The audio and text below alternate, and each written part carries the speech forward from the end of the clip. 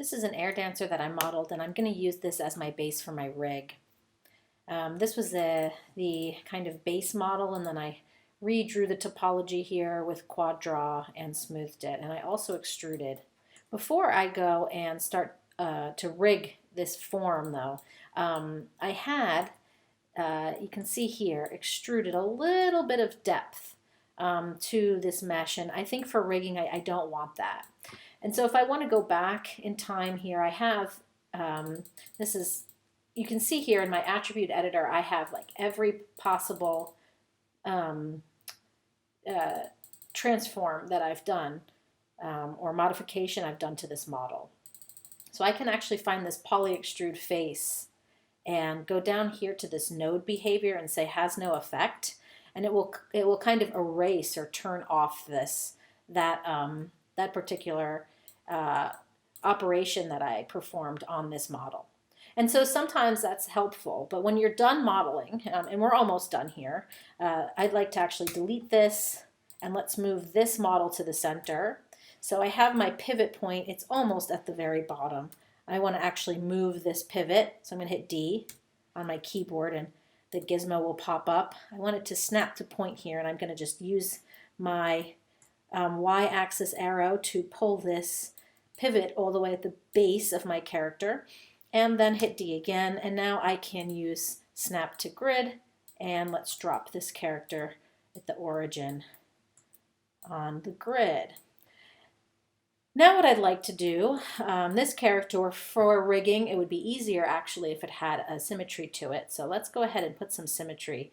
I'm going to go to first, I'm going to go to panels and look through an orthographic front view. And I do have this nice center line. What I'm going to do then is go to face mode, select half of these faces on the left hand, half of my model, and just delete them. Then what I'll do is select my whole model, and I'm going to, under my modeling menu set, go to mesh and mirror. Let's see our options here.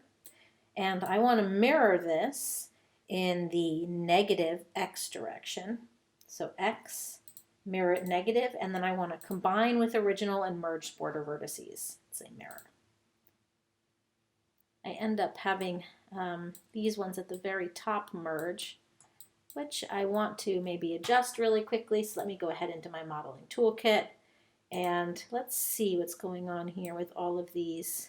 I think that our very top, I'm going to use target weld to pull these vertices together. Then I'm also going to do multi-cut, and let me make sure that I have symmetry turned on so that I can, I'm a little bit concerned about this. Let's see. We are not cutting close enough to this line. And I see why. We have this snap to grid thing on. Okay, so let's go to my multi-cut tool. I'm just going to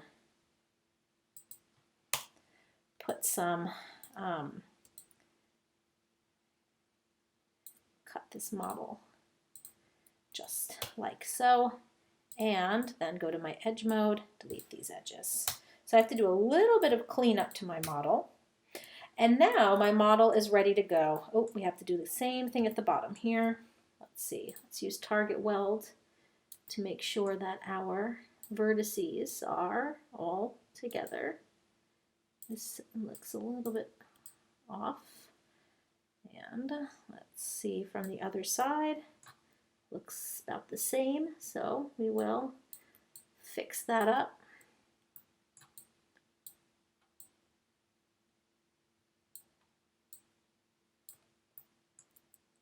And here I have a bunch of vertices merging together, which I don't really want. So again, let me go to my edge tool.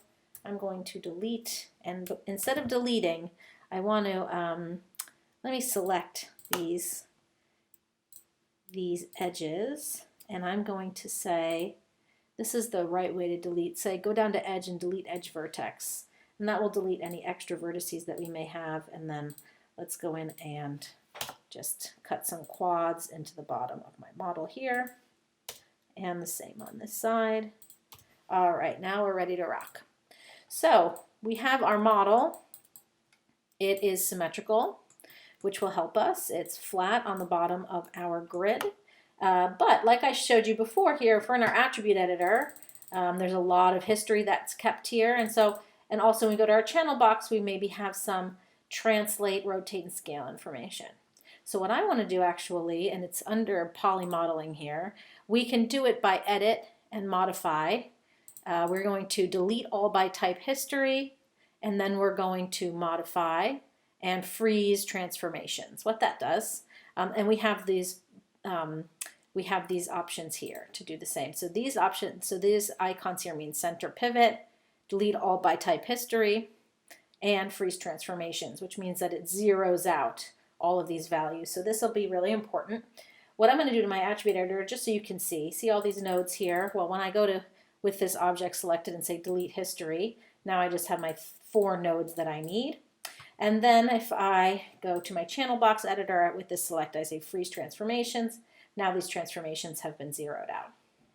Okay, so now we're ready to build our skeleton.